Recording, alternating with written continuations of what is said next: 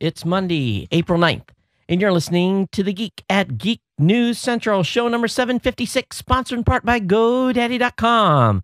Save 25% on a one-year fourth-generation hosting account by using the promo code CES2. Geek News Central is proud member of the Tech Podcast Network. If it's tech, it's here. Hey, great to be back in the studio here in Honolulu. Got a lot to share. You know what comes next. Strap in. Here it comes. All right, people, I need a go, no-go for the Geek News Central podcast. Digital archive recorders. We're go fly. Microphone. We're go fly. Video feed. Go. Web browser. Go. RSS data stream aggregator. Go fly. Interflux Toddism suppressor. All right. I'm confused. Host readiness check. Welcome to the show. Welcome to the show. The Geek News Central podcast is a proud member of the Tech Podcast Network. If it's tech, it's here. All right, ladies and gentlemen, we are ready to go. Cue Todd in 5, Button, who's got the button? 4, There's no cause for alarm. 3, Everybody hold on to something. 2, Just press the button. 1. Aloha and welcome to the Geek News Central podcast. My name is Todd Cochran. We're coming from the beautiful state of Hawaii via the Geek News Central studio looking over Greater Honolulu. Hey, everyone, welcome to the show. And, of course, I want to encourage you to get over to geeknewscentral.com and check out all our great content. Really, when you get over there, it's a piece of cake. And all you got to do to sign up for all the great things that we offer for the show is it's all right there on the main page. You just basically have the subscribe to show via iTunes, via RSS, via Zoom Marketplace. You can get connected to our newsletter so that you get the show notes delivered directly to your inbox following the show. So what we want to do is make sure that you're over there and checking us out and checking out all the daily content that the great content creators at the site provide. We've got a great team of writers. Of course, we want you to watch the show. If you haven't caught it live, you can watch us on the Tech Podcast channel, on the Roku, on the Boxy, Samsung Smart TV, Google TV. Of course, you can come straight to geeknewscentral.com on Google TV by itself.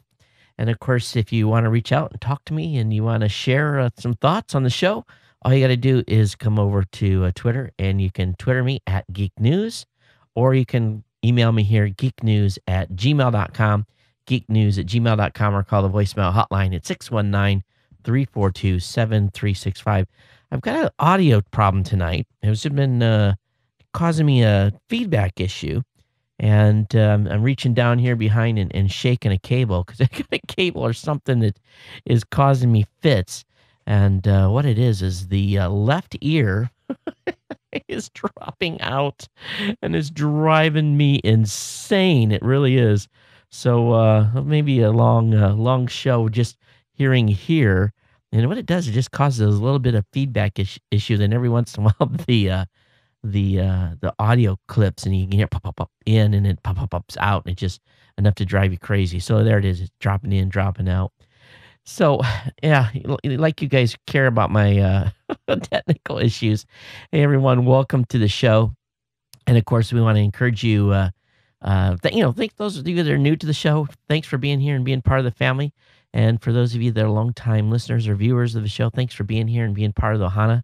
And thanks for staying subscribed. It's really important to me. Hey, one thing we're going to be doing, and one thing I want to talk about real quick is in the Ohana source back here, which really kind of started out as the Skype source, which was a direct copy of what Leo Laporte was doing at the cottage. It's still an SD system. So I've been working over the past week or so to bring in gear that I can use to test and essentially get the system ready to go HD. This weekend, I think I nailed it down and figured out exactly what the configuration is going to be. There may be one equipment change yet, and I'm going to send a couple of items back that aren't working as well as I want them to. But it's all part of the progression this studio is going to make. My wife and I made a decision on the background change. We actually are ordering a new set of cabinetry to go in back. It's all going to be custom made. It's going to be really nice, and it'll give a nice backdrop to the studio here, which is going to enhance everything that I've got planned for the video portion of the show. But I think what will be the centerpiece and what's really going to be nice is these two monitors that are back here are going to change to a 16:9 format. It looks like we're going to be able to use Mac Minis to actually be the machines that are going to drive the monitors. It kind of serves a dual purpose. We do a lot of video processing with the Mac Pro, so that's just going to add more cores to the network. So when we're doing video processing, those can act as kind of a add to the CPU cycles available for editing, and also do dual purpose and being able to have a full HD 16:9 setup. And what I'm actually going to be doing is I'm going to be feeding an actual SDI signal, which is really pure and beautiful, to the actual TriCaster, which is really kind of the goal there, was to get everything, cleans up cables. I don't have to have big bulky composite or component cables, just a single line, and it kind of cleans up actually lowers my power usage and everything. So I think it's going to be a good move, and we'll get the system up to an HD system. And believe me, the initial investment that we made in the Ohanasaurus a number of years ago, and it's been in there a while, is well paid for itself many times over with our Saturday morning tech show that is growing gangbusters. That if you haven't watched the latest episode, it's up and available online. It's really fantastic what that show's actually growth and how it's developed over the past couple of years as well. We hit show number 50. And I do that when I'm home here in Honolulu on Saturdays, but that's kind of what's going on. So I don't know if I'm going to get it done before NAB. If I'm going to get the upgrade done, we'll see. But I'm going to need some new graphics back there. So if someone wants to help us out with some 16:9 graphics and maybe change up the background image a little bit, looking forward to that. If you want to help the show out, please do so. And we'll have to fit in a 16:9 motif. That'll be the main or aspect ratio. So that'll be the most important thing. Hey, we want to thank our sponsors here. Of course, without our sponsors, upgrades to studios and keeping my family would not be at all possible. And definitely want you to check out all the great offer codes I have for GoDaddy. And if you run into trouble using the GoDaddy codes, please email me immediately and let me know and give me some details on the order. We've had a couple of people try to use the com sale, which is a $7.99 code, which allows you to use it on renewals. And but just remember, if you intermix .coms and .nets, you're only going to get the $7.99 discount on the .com. So just stack the .coms in the renewal shopping cart, go pay for those, then come back and add your .nets, your .tvs, your whatever other domain names you have, and then use one of my other promo codes to take some. Now, sometimes you get a discount, sometimes you don't. Don't forget that you can't combine codes at GoDaddy. That's the most important thing, is when you try to combine codes, sometimes it'll invalidate one of my codes. But if you go on there just raw and don't get something on special, you'll be able to use one of the codes out there. Of course, one of the things that we've got going on, and this is a deal that's going to be really carried over to our NAB coverage, is, and we're going to have a new code for that. Actually, we're thinking we're going to have a better discount. No promises yet, but right now you can save 25% on web hosting plans of 12 months or more on their 4th generation hosting account by using the promo code CES2. And again, you have to sign up for a year. And it's very inexpensive. $8.49 right now is the price. And again, you can use this code even if there is a sale going on. And that's the most important thing about that code is the ability to help you save a lot of money. So again, CES2 is the code to save 25%. And we'll have some new codes here at the probably the end of the week for the NAB coverage that is going to be forthcoming. I want to thank GoDaddy, of course, for being a longtime sponsor here at Geek News Central. Well, one thing I do want to share with you is been working real hard on working with a number of new campaign managers. Some of the longtime ad deals that we've had running here has had a change of, I guess for a better word, personnel. So we're in the middle right now of trying to get to know some of our new campaign managers, getting them up to speed, making sure that they've got us on board, and we're going to be rolling with advertising. All that stuff is always up in the air, and we never know exactly how things are going to work out, especially when a new firm takes over. We hope for the best. And so far, we've been through several of these with no issue. But it's one of those things when maybe it's a good time for me to invite all of you that are longtime listeners or viewers of the show to consider becoming an insider here. And by being an insider, you help support the show with your small monthly contribution that basically goes a long ways and helping us do the things that we do here. And I hope that you'll support me. And if you want to help me continue to basically support the show, all you got to do is go over to geeknewscentral.com /insider. And, I don't think I've got, well, I guess I do. I've got a link to it on the main website. But basically, we got $2, $5, $10, and $25 monthly contribution setups here with PayPal. And if you get over to the website, you'll find a link to it. It says support the show. We appreciate any of you that do support with a monthly contribution. It is greatly appreciated. Okay, so let me come back here. Let's take that down. We're not talking about them yet. Let's see what else. This weekend, just a pretty relaxing weekend. Enjoyed Easter here with the family. Didn't go out and do a big meal on Sunday. Everyone here wanted to charge huge amounts of money to go to brunches and so forth. So we just did the family thing and cooked here and stayed in. And so it was nice and relaxing after getting back from Indianapolis last week. So, but one thing I did do this weekend was I got starting to get everything packed up, ready for NEB, trying to go pretty light. Looks like only 2 Pelican cases to go to Vegas for the coverage there. And looking forward to going out and basically seeing what's going in the broadcast space and to be able to bring you details on what's coming in new gear, new technologies, new services, starting to get some stuff already in email, but basically we're under,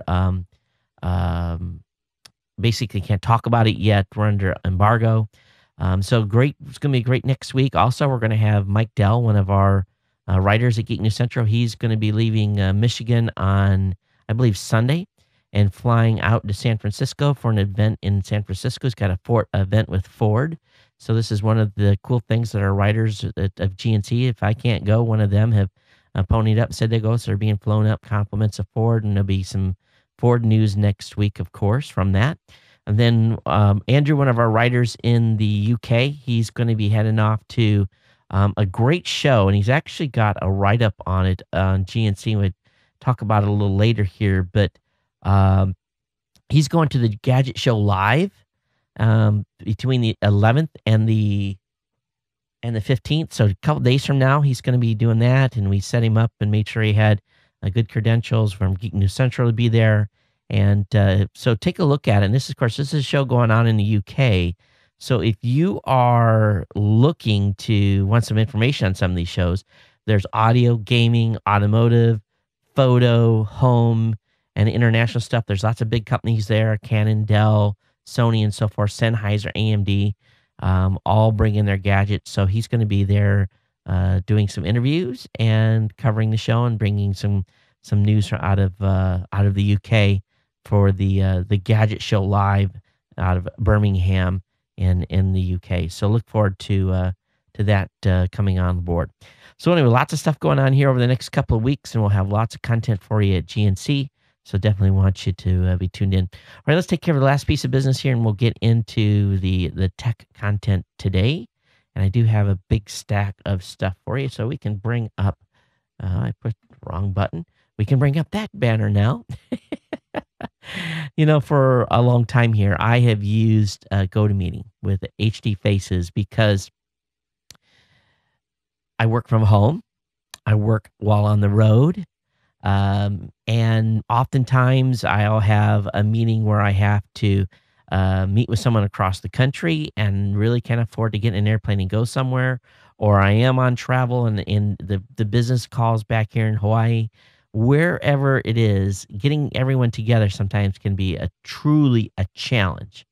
And it can almost be an impossible task. And, I have a great solution for you to be able to hold online meetings with a service that just simply works. GoToMeeting with HD Faces, your team or you as an individual can meet face to face with prospects and different peoples while online, no matter where they are using their. They can chime in with an iPad, with an Android tablet, their phone, with an iPhone, and basically participate right on the GoToMeeting session with a tablet or call in with their computer. And it just makes it easy to collaborate. And you can see each other because of the way the webcam system works, and or your camera on your phone, and you can participate on the go. And that's the best thing. I really love GoToMeeting. I've used it for years, and what I want you to do is start hosting your own face-to-face online meetings today with GoToMeeting. As a listener of my show, you can try it for free for 30 days. Don't wait. Okay, don't wait for this. Visit GoToMeeting.com. Click on the Try It Free button, and really, it's a piece of cake. All you got to do, and actually, let me load it up here in the browser for you, is you go over to GoToMeeting.com.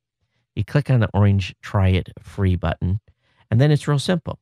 You enter your name, your email address, and enter the promo code podcast, and that gets you hooked up and gets you set up for that free 30-day demo. Again, go to meeting.com, click the Try It Free button, and use the promo code podcast. Well, I tell you, this headset that I'm wearing tonight is about ready to get quite literally ripped off my it's driving me insane. It is popping in, popping out. I've definitely, what it is it's my own fault, because I got a cable back here. You guys can see me. I'm reaching, I'm shaking it. It's not doing nothing. I'm just going to have to live with it. You guys are telling me, shut up, deal with it, be a professional. All right. Well, at least I can hear in this ear. That's the best part. Okay. I think that's it. And let me go ahead and get into the actual content that we've got for you lined up for the show today. And I do have a great lineup of stuff. Now, man, thank goodness you live in the free world. And if you're listening to this show in Iran, come August, you may have to find a new way to listen to this show, because Iran plans to unplug the internet. Yes, they plan to unplug the internet and launch their very own clean, aka clean and propagandized, and as the Muslim church, as it's going to be. Can you imagine this? The government has a bizarre plan to create their own clean internet. And of course, the proposed system is an insular, meaning church or religious controlled nationwide internet. And it's going to be the keyword is heavily regulated. And but this is what they're saying, that they're saying that all internet service providers offering connectivity in Iran will soon be required to convey the national internet only. The mandate is set to go effect this August, at which point Iranians will no longer have access to the broader internet. This is pretty scary stuff, and it's interesting that they're going to do this. And there's some countries out there like North Korea that are just as isolated, but you talk about pissing off the populace. They're already upset as it is, and now they're going to go ahead and do this. It's just pretty shocking. So we'll see what develops over time, but this is going to extremes to keep your populace basically under control and have the message that they want to put forth. It really, really is. Now, on the other side of the fence, from the free world, we got a cool thing here. We've got an article over in Gizmodo, and this is a pretty amazing picture. It's basically looking out of the International Space Station towards the incoming automated transfer vehicle number 3 that was docking with the ISS. And of course, you can see that the retro rockets are basically, it's the controlled jets. They're basically getting the spacecraft in the right orientation and getting it lined up for docking. So pretty remarkable image here from the International Space Station. It's cool pictures like this that makes you smile and it just shows you that we're doing some pretty amazing things. And very, very unique look, something that I haven't seen before from approaching spacecraft coming to doing a docking.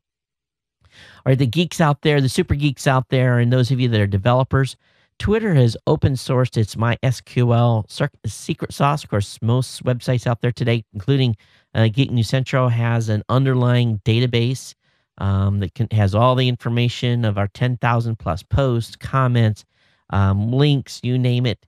But imagine the scale of Twitter and the millions and probably billions of posts that get put into that system on a daily basis.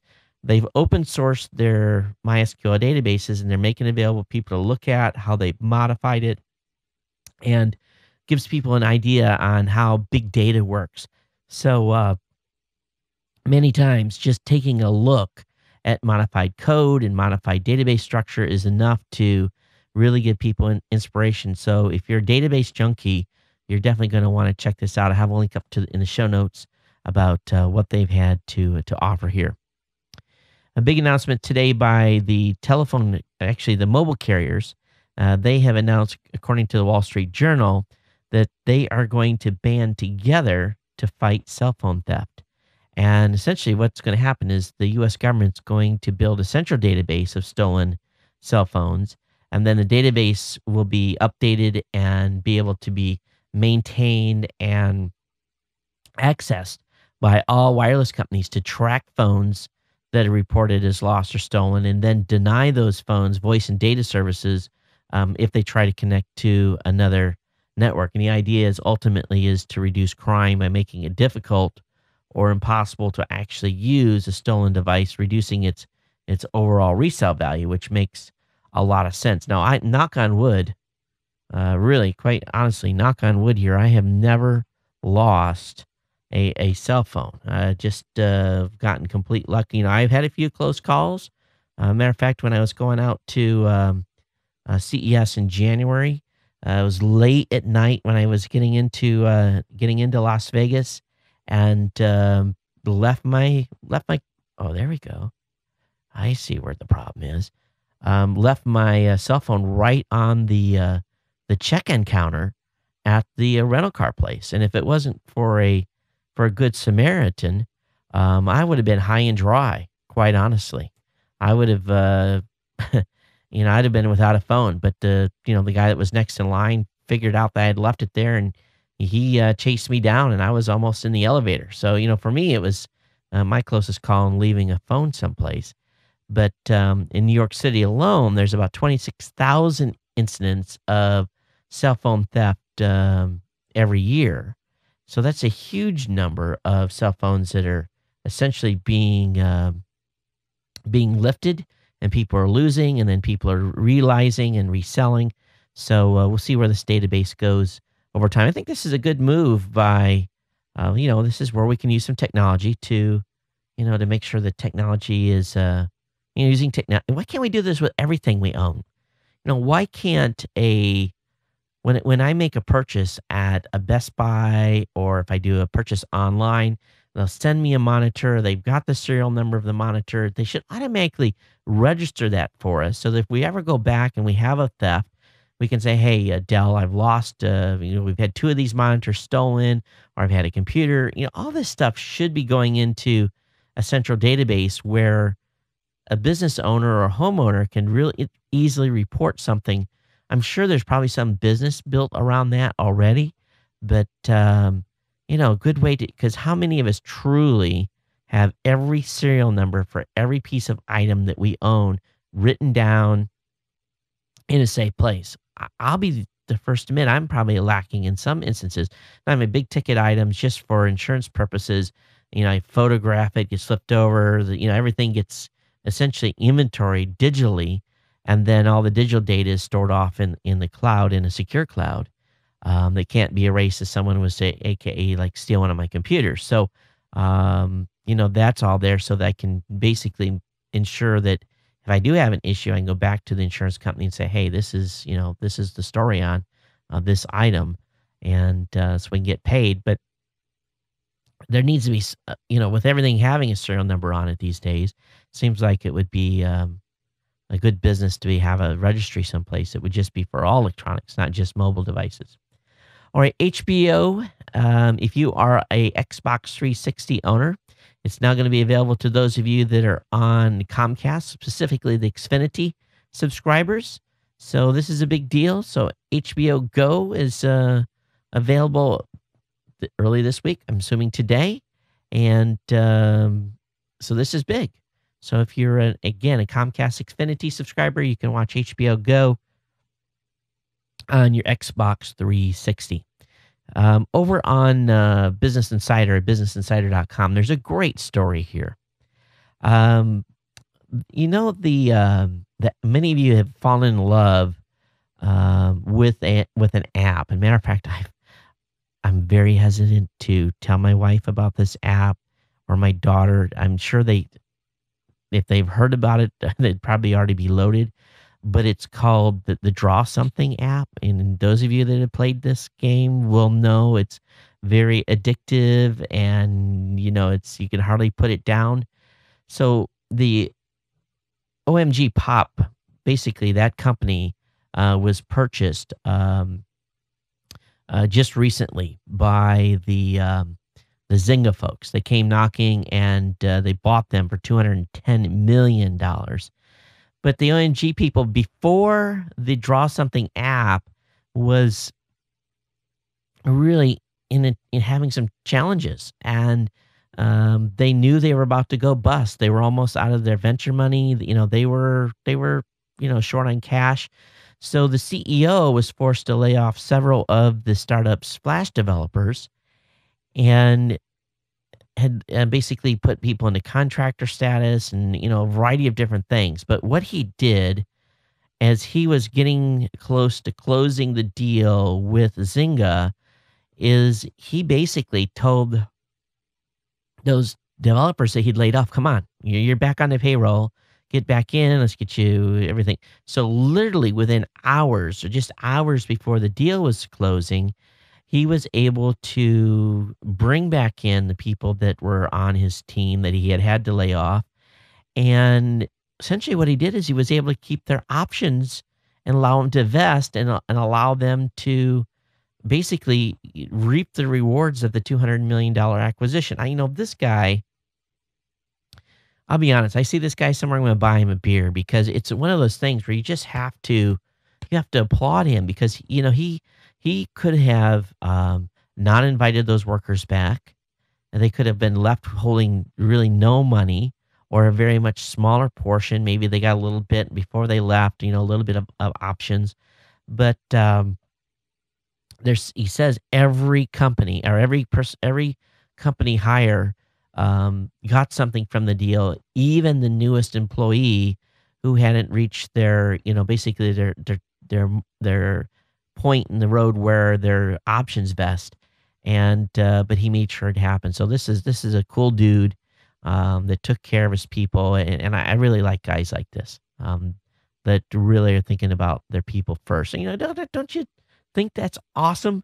Isn't it nice to see that there's guys out there that willing to share the wealth and take care of the people that help build the company in the very early days, and then basically because he was short of cash, it had to lay him off, and yet brought him back in the really closing hours of a deal. I think that's awesome. Really, don't you guys think that's cool?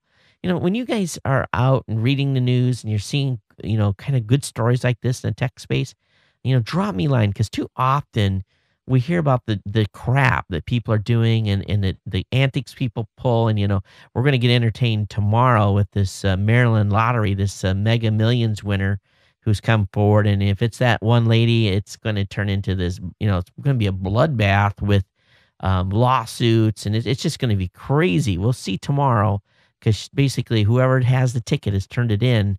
So time will tell. But it's nice to see when good people do right things. And I'm not saying this Maryland person has done the right thing, but there's an awful lot of controversy around this one individual. And we'll see how it turns out. But very cool stuff from the OMG Pop folks, and how he really took care of his people. I saw something today that just about set me back in my seat. I want to show you guys, those of you that are watching this. Now, it's one thing to, well, here's what it is. This Weekend is a website that has a variety of different shows. And at the top of the page, they put a banner up. It says, support this Weekend Network. Click here and shop at Amazon. But what Jason Calacanis has done is he has put a blog post up that shows the where he wants you to click. He says you can support This Week in Startup, so clicking on this banner before you buy anything at Amazon.com.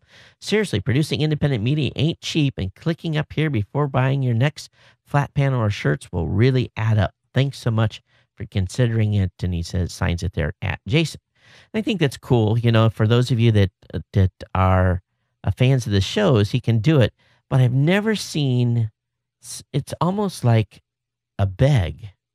And I guess maybe it's not so bad. You know, I ask you guys to support my sponsors here. But it just makes me wonder, here's a guy that has these huge connections, very successful. And why can't he get additional sponsors to support his show? Where's the disconnect there, you know?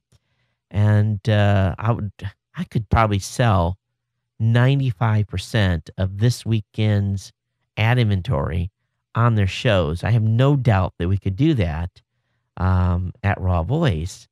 But it just kind of struck me as kind of funny that he's asking people to click on Amazon links to, and I'm not saying it's a bad thing, but it just kind of, I was like, it just kind of made me go, a little bit. And so I guess if you're a fan of those shows, and if you're going to buy I buy a lot of stuff on Amazon, and maybe I ought to maybe I need to put my own Amazon link on Geek News Central and click on my own thing every time I buy. Maybe get a percentage back. You guys liked my sporting a new haircut today? Went to the barber shop and actually went to a barber shop on a Marine Corps base and let the lady have a nice whack at me. It's a in military language, it's a number 1 on the side with a increasing taper up. My wife, I walked in the house and she just looked at me, and you know, ever since I've retired, she has encouraged me to really let my hair go and let it get longer. I just can't do it. It just gets my hair's so thin. Those of you that have been in the right camera angle and seen, you know, back here, there's not a lot of hair there. So when when my hair gets long and the wind blows, it's just like this, you know, it's kind of like Donald Trump. It goes crazy. And so I have to keep it short, but she hates it. So I got the dirty look when I walked in the house tonight. Let's talk about New York Public Radio, WNYC.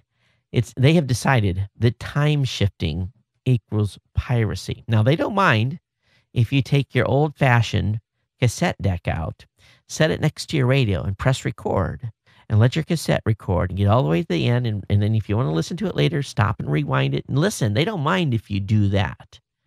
But if you use a program like Flip for Mac, where basically it allows you to record a stream that's going on, they consider that piracy. You can't record some digital stream coming out of, and yes, they're providing a digital stream coming out of WNYC.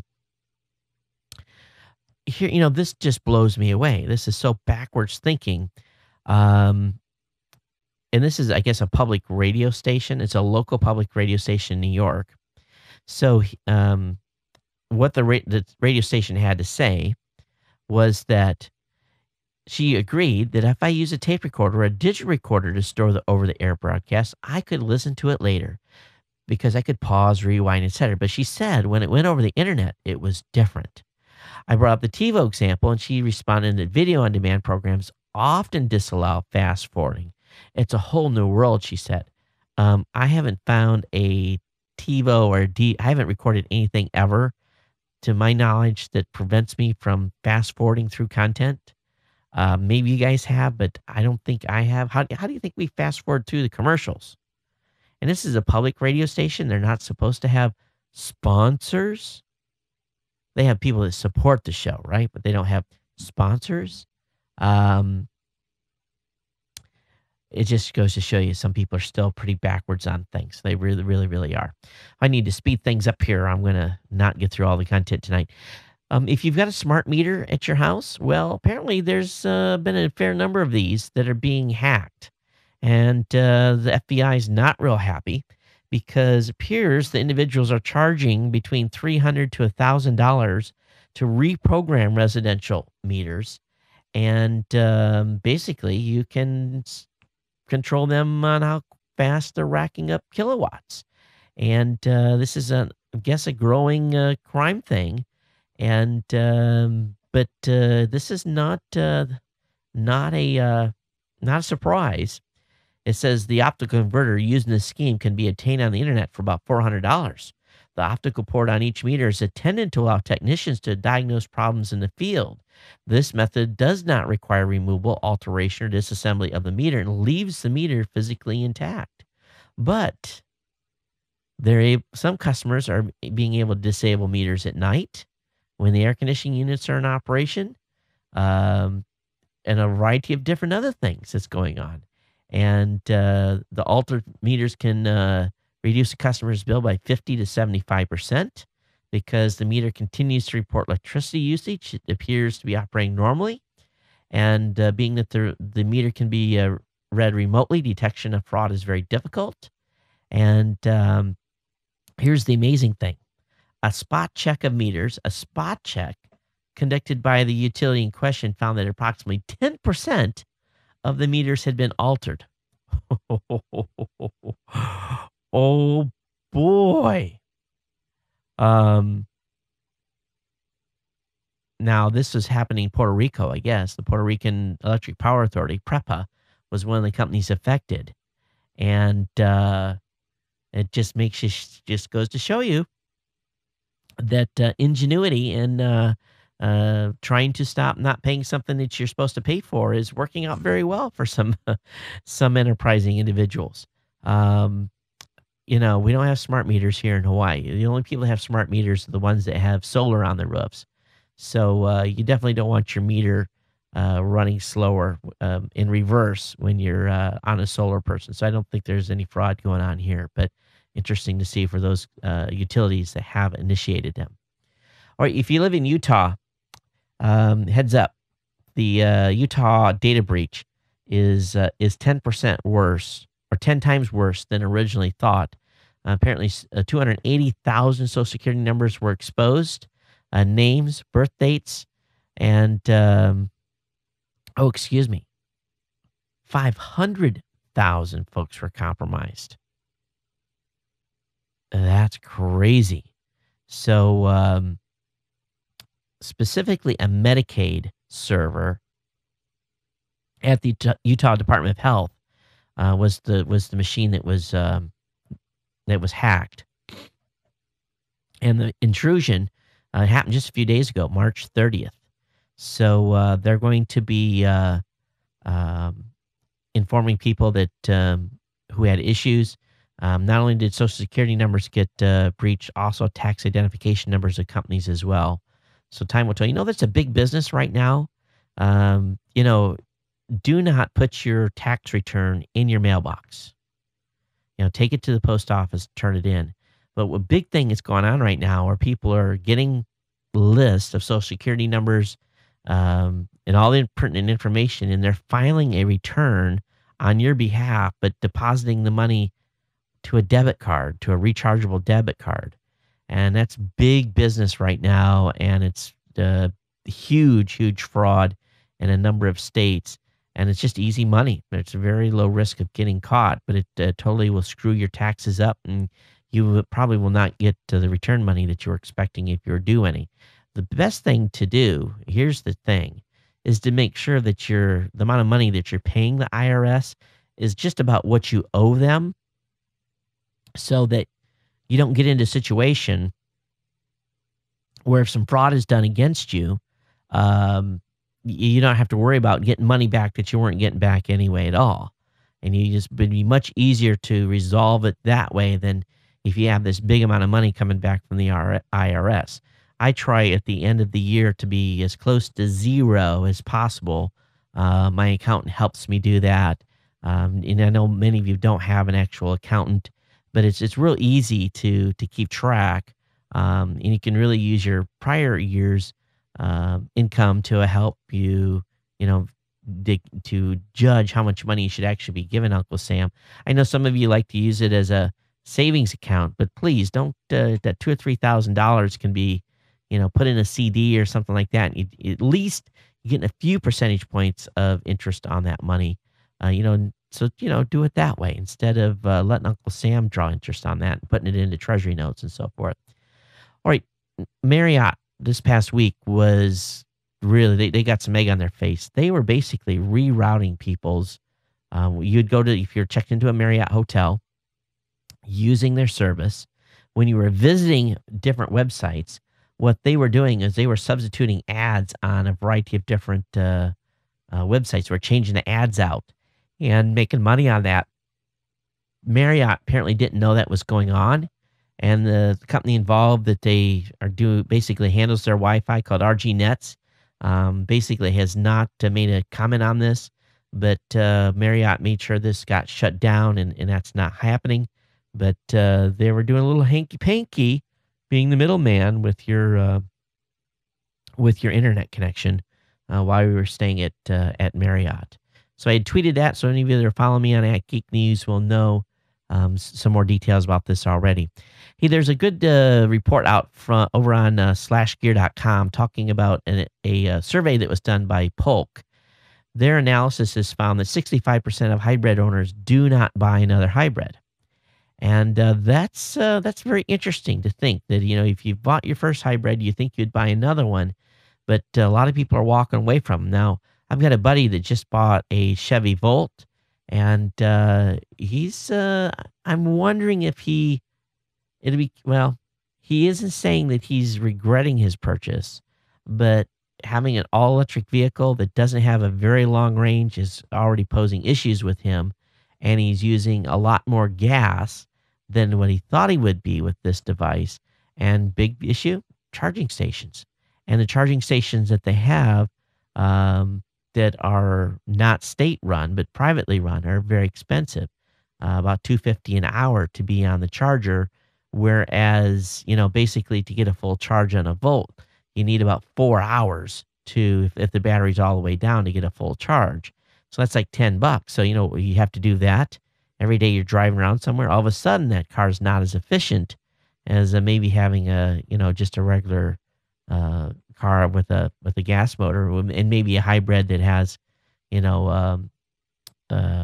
battery and motor. But of course, the Volt does that as well. Has its own has a motor in it as well that charges it when it's not. But you don't get as many, I guess, miles per gallon out of the Volt as he was expecting. So it's an interesting development, and I'll be basically getting feedback from him as time goes on. All right, Intel has delivered a USB 3.0 in its chips finally. This just took forever. So apparently its 7 series chipsets family is now available shipping in mobile and desktop OEM systems and motherboards worldwide, integrating USB 3.0 finally. And of course, the new chipset's companion silicon to the main processor both support second generation Intel Core processor, aka Sandy Bridge, and third generation Intel Core chips, aka Ivy Bridge. So, but boy, it's taken 10 years to go from USB 2.0 to USB 3.0. In an interesting study, 1/5, yes, 1/5, and parents, I don't know what you're thinking, okay? I really do not. I've got a third grader here at my house. 1/5 of third graders own or have a cell phone. This is nuts. A new study finds that 20% of third graders have a cell phone and 90% of them are online, while 83% of the children in middle school have one. Why does an elementary school student need a cell phone? I do not understand this at all. My 8-year-old, he gets picked up by me or my wife, gets dropped off by me or my wife. Many of you probably have kids that ride the bus. Maybe they're latchkey kids. They have an older brother or sister. But generally 8-year-olds are not alone home. They may be walking to school and by themselves at this point and coming home or riding a bike to school and back. But a cell phone at 8 years old? I don't get it. I really do not understand this. So here's how it breaks down between boys and girls. And you'd think girls would have more cell phones, but it's not. The boys do. 20% of boys, 18% of girls in third grade. In fourth grade, 25% of boys, 26% of girls. In fifth grade, 39% of boys, 39% of girls have cell phones. And we jump into middle school, 83 and 84%. In high school, 86 and 84. So love to hear your feedback on this one. geeknews@gmail.com. geeknews@gmail.com. Let me know what you think about, do you let your kids have a cell phone in third grade? I guess, maybe I'm old, a little bit too traditional here, but I just think that's too young. Well, there's special circumstances, I guess, maybe. But, boy, I don't know about that. We still don't. Hey, Microsoft has purchased a license, AOL patent license in a $1 billion deal. So basically, Microsoft is buying the majority of AOL's patents. Over 800 individual patents have been purchased. And so that's huge. AOL has retained rights to continue to use and use the technology that are involved in the patents that they're selling to Microsoft. So this is a big deal for Microsoft. Yet to be heard what they're actually going to do with them, but obviously they're buying them to protect themselves. That's for sure. All right, this is non-tech related, but it wasn't your imagination.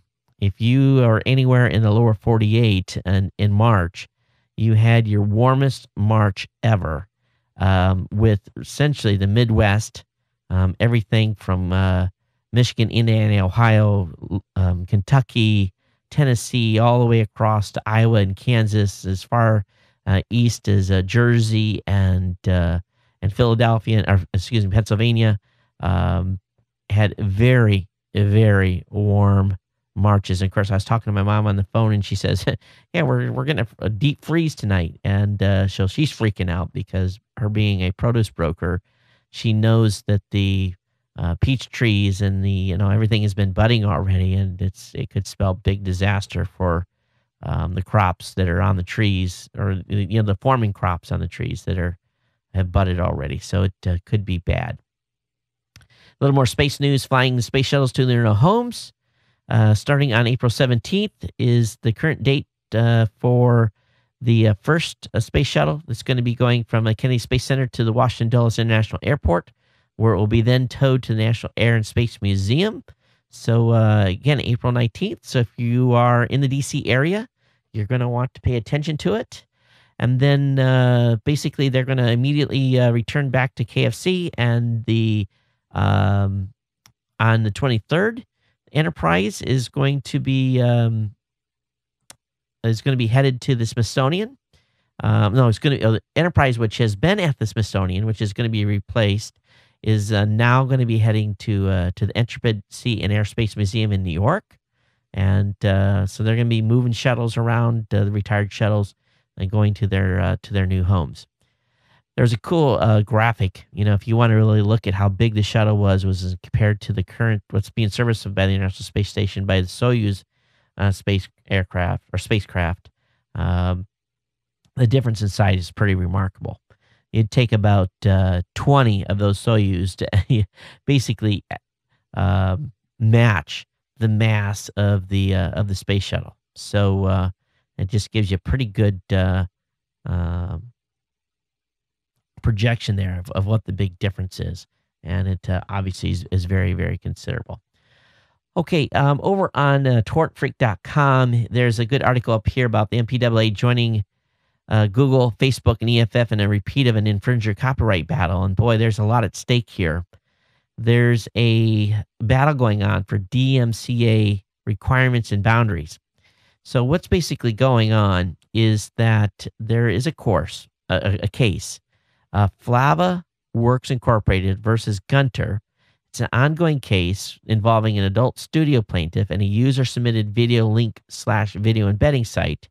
And what's going on is that a gentleman by the name of Marquise Gunter, who owns a site called MyVidster, a site designed for users to upload links and embed videos hosted on third-party sites. They basically were getting, MyVidster was getting takedown requests, which he was acting upon. He was taking, every time he got a request, he was basically following the DMCA rules and he was taking the content down. But what happened here is this adult company has said, hey, you had people that were repeat offenders. Boom, boom, boom. We were sending new notices on the same users again and again and again, and you never canceled their accounts. He said, I'm not required to. There's nothing in the rules that say I have to do this. So basically, the adult company is trying to have the DMCA encroached upon, saying that he's responsible and doing more. And this guy's saying, no, I'm not. I'm not required to do more than take the content down. There's nothing in DMCA that says I have to remove a user, and all these different rules. So everyone else, I guess, now realizes how big of a deal this is. And so you've got the EFF, Google, Facebook, Public Knowledge, and MPAA all filing amicus briefs, basically all slanted to their own way of thinking, because this is going to be case law. And depending on where this ends up in the court system, could end up being a landmark case on how far site owners have to go when it comes to enforcing DMCA. Now, moving on a little further here, there's a new bill in Congress right now called the CISPA bill, CISPA. This bill is basically supposed to be Cyber Intelligence Sharing and Protection Act. Now, what its original intent was that government groups, agencies, and business would be able to share information freely when it comes to basically hack systems. And basically what they were trying to do was to protect networks and stuff from theft and misappropriation of intellectual property. But what's going on is the CISPA bill is written so loosely, it would let ISPs or allow ISPs without repercussion to spy on and report folks that were pirating music or movies and television shows and so forth. So in the article itself, the EFF sent out an alarming message warning people about the looming threat to CISPA. And basically the EFF said this: there are almost no restrictions on what can be collected and how it can be used, provided a company can claim it was motivated by cybersecurity purposes, the EFF writes. That means a company like Google, Facebook, Twitter, or AT&T could intercept your emails and text messages, send copies to one another and to the government, and modify those communications to prevent them from reaching their destination if it fits into their plan to stop cybersecurity threats. So this bill has gained support from over 100 lawmakers in Congress and anti-piracy groups such as the BSA, U.S. Chamber of Commerce, but also tech companies like Facebook, Microsoft, and Verizon. So if you need to read up on this, and if you find that this bill is something that you oppose, you need to get on the horn and call your congressional rep and get the word out. Here we go. SOPA, PIPA, the CISPA. This is just another whack-a-mole. And we keep telling you guys that this is going to continue to be an issue for years to come. We're going to have to watch this, and we're going to have to ramp up. We're going to have to fight it if you so feel the bill is warranted of you basically saying that you're willing to fight it or support it. But it looks to me like it's so loosely written, could be fraught for issues. Now today, the Anonymous came out and said Netflix has formed a SOPA super PAC. And there was the Reddit folks were jumping on board and ready to, hammer Netflix. But Netflix has said, no, no, no, no, no, no. We've not formed a pro-SOPA super PAC. They say the PAC was not set up to support SOPA or PIPA, but what they're trying to do is basically, and of course, Netflix has been neutral on SOPA. And what they're trying to do is they're trying to work on broadband initiatives. And this basically is to so they want to make sure that the free flow of information back and forth and what we pay for internet service providers, we can get services like Netflix without having to pay extra for. So anyway, people were just ready to crucify Netflix today. But I'll let you guys read up on their initiative. They're obviously doing a lot more lobbying here in 2011. They spent up to $500,000. And obviously, they're going to spend a fair chunk of change here in 2012. All right, Gizmo has a pretty cool case. And when I first saw this, that's a new laptop from Apple. And it's like, oh, no, it's not. And basically, this case can make your iPad look like a MacBook. So, nice little case, $75. It's through a Japanese retailer called Rakuten. And, of course, you can find it on buy.com, which is the U.S. partner. So it looks pretty slick. It gives you a nice keyboard to use with your iPad. If I'm going to do that, I'm just going to carry a MacBook Air or something. Why would you do it like that? I guess I don't get it. All right, many of you know who Z Frank is. Z Frank has officially launched his new show.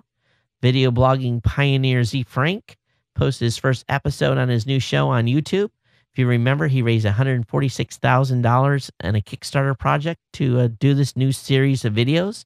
And one thing he's doing in this is he's got special missions, or special action missions for fans.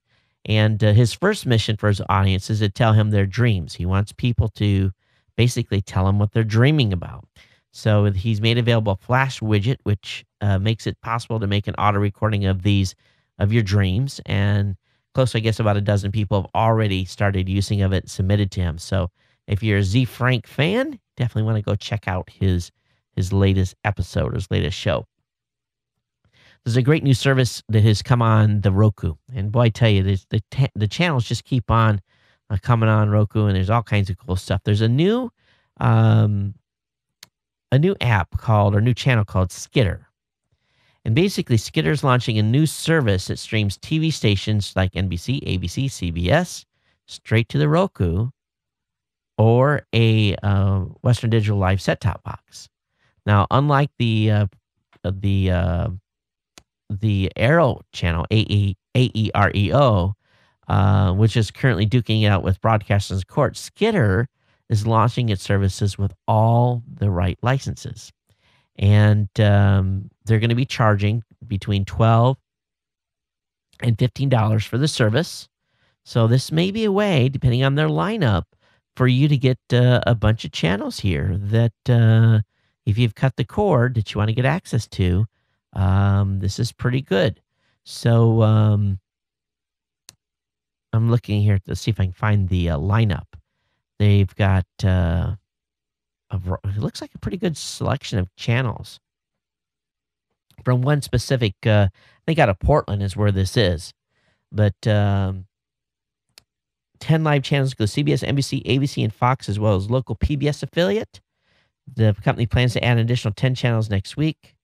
So potentially here you could get access to a pretty good lineup of television content on this new app on Roku called Skitter, okay?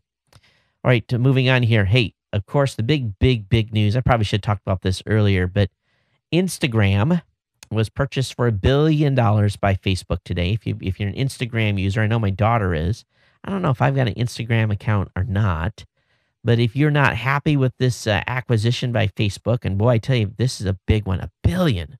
$1 billion. The founder of Instagram is set to have a windfall of about $400 million.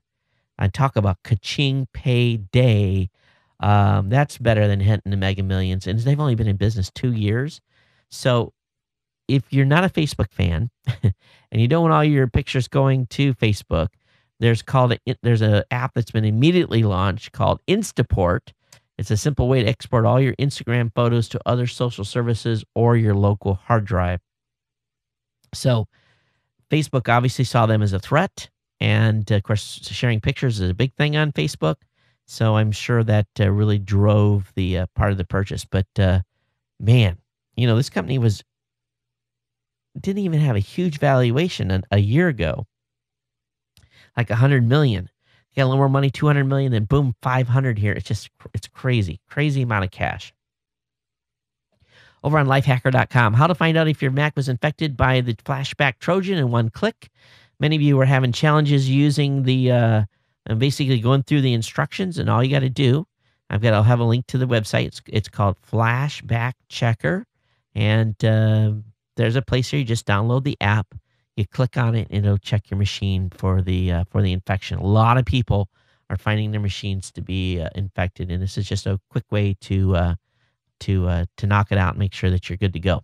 I've been using this new app, and it's kind of fun, and it's a little bit annoying when you first get it, but it's called Paper, and I've been using this a little bit, and you have to buy the extra pens, but it's a great way to keep notes, and if you want to, it's basically their scam is to get the additional pens to write on the pages. You have to spend about $8 to get them all activated. So this really is a cool app. If you haven't played with it, please give it a try. All right, some content over in Geek News Central. We talked about Google Glasses a lot during the Saturday Morning Tech Show, but if you haven't seen the Google Glasses video, it's basically, we've got the video up at Geek News Central. You can go ahead and take a look at it. It's pretty cool, but the parody video, it was absolutely hilarious. So you definitely want to watch Google's highly slick produced video, and then you're going to want to watch the actual parody video that came out. And I think it's probably a little bit closer to the truth on what those glasses are going to be like when they're in real use. But I cannot wait to be wearing a set of Google glasses with a heads-up display that is going to give me all this information. Cannot wait. I'm total nerd. Can't wait for it. I really, really can't. On the last show, we talked about a law that was going into has been in effect in Spain. And it's kind of the SOPA equivalent in Spain called Cindy. And one of our writers at Geek News Central, Jen, she's bilingual. She can speak Spanish. So she basically did some research for us and has done a great write-up on Geek News Central about Cindy. And it's spelled S-I-N-D-E. So I'm probably pronouncing it incorrectly. But long story short, she's got a good write-up about it. I have a link up in the show notes for you to check out.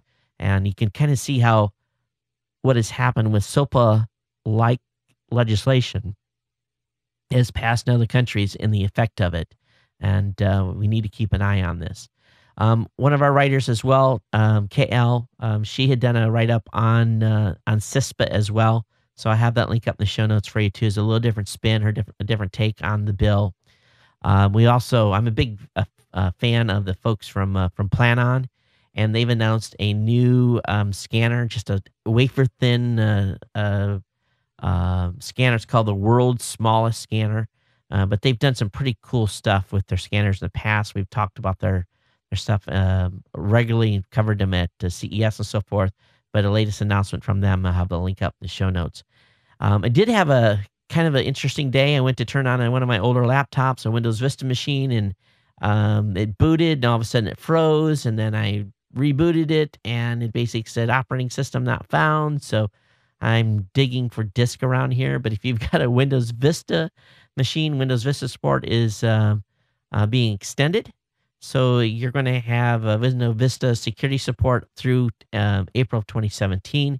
You're not going to be able to call Microsoft and get free support. You're going to have to call, and if you call them and you need support, you're going to have to pay for it.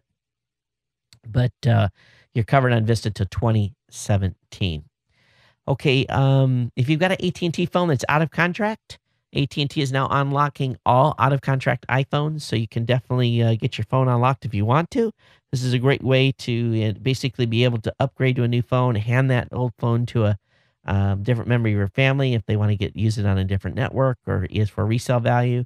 So anyway, that's pretty awesome. And again, if you're only out of contract, well, they unlock it. But remember, there's lots of ways to unlock your phone. You don't have to be out of a contract to do that. Of course, if you got comments today, you wanted to hear from you, 619-342-7365 is our hotline, open 24 hours a day. Leave your comments. Again, 619-342-7365. Hey, Commodore founder Jack Tramiel, terrible news here. He has passed away at the age of 83. The Polish-born businessman, perhaps best known in the technology universe for his founding of Commodore, and responsible for the Commodore 64, 128 Amiga. Of course, his is a very inspiring story. He survived Auschwitz. He was arrested in April of 1945, of course, when the Americans freed Auschwitz. And I believe the Americans did. I don't think the Russians did. And so anyway, he is obviously was a big part of the computing industry. And I had a Commodore Colt at one time. I think I had a Commodore 64 as well. So I had a number of his products. But anyway, sadly, he has passed away today at the age of 83. All right, folks, that's all I got for you today. And love to hear your feedback. What do you guys think about the Instagram acquisition by Facebook? And I wasn't a big Instagram user, so really don't have a huge, I don't have a huge buy-in on this. I don't really know what to think, although a lot of people are not happy, but it's one of those things that happen in business, yeah? All right, we did have a number of emails that came in from listeners of the show. Let me look at the calendar here, make sure I'm not going back too far. Got an email here from Tim. He says, the surviving speech of the future will have a touch screen pad like an iPad. So basically what's going on is in New York City, they're going to be replacing phone booths with basically touchscreens. They give you information on being able to dial 311 and look at the local landmarks and probably directions to businesses and restaurants and so forth. So anyway, they're going to be putting those in place in New York City. I got an email here from Richard talking about Nokia. And he only provided a list of Mashable, Richard. I think we didn't get the full link here. So I'll see if I can find that on Mashable, what they're talking about on Nokia. Of course, we talked about the MPAA repeat infringer copyright battle that's going on. So I did cover that in the show tonight. Got that from Richard as well. Got an email here from MS Small Biz. They say, hey, Todd, must-see image.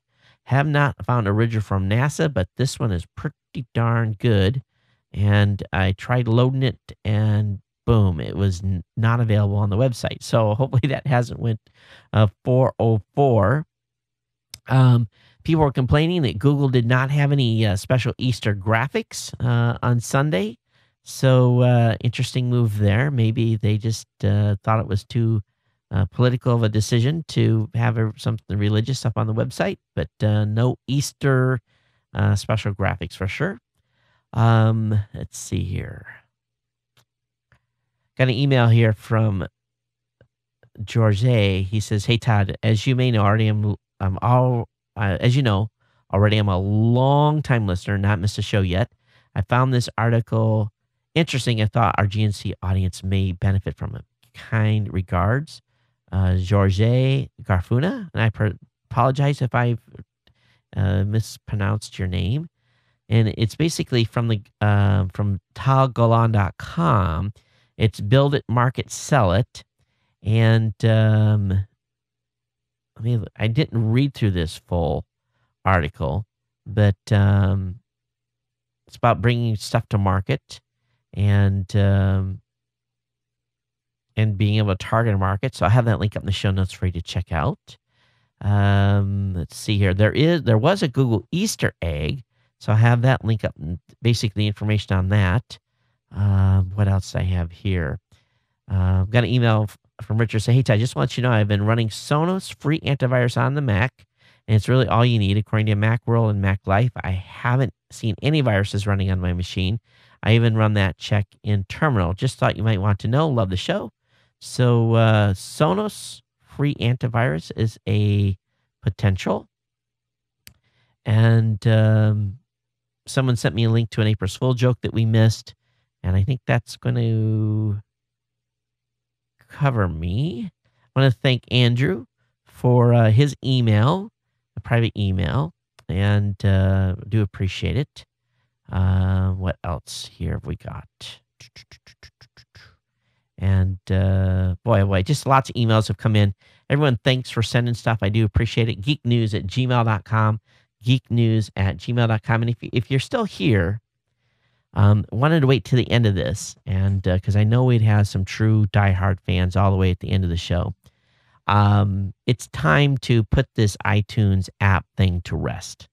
And so here's what I'm doing. I'm looking for an iTunes app developer, someone that can build me an app, get it done, get it up so we can get something up. It's been way too long. We're way overdue. I will have, I've got some design ideas. So if you are listening and you have a connection to someone that's an iPhone app developer, an iPad developer, let me know. I've got some basically some money set aside on basically being able to build one, and let's get something going and get a GNC app up on the website.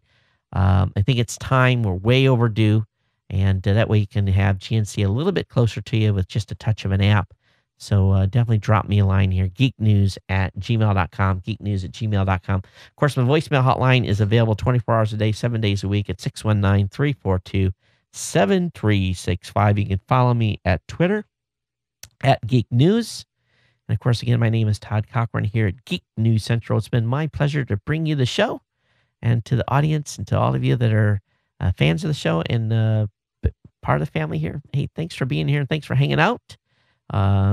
My headset finally kind of started to cooperate with me. I'm almost afraid to touch it, but everyone take care.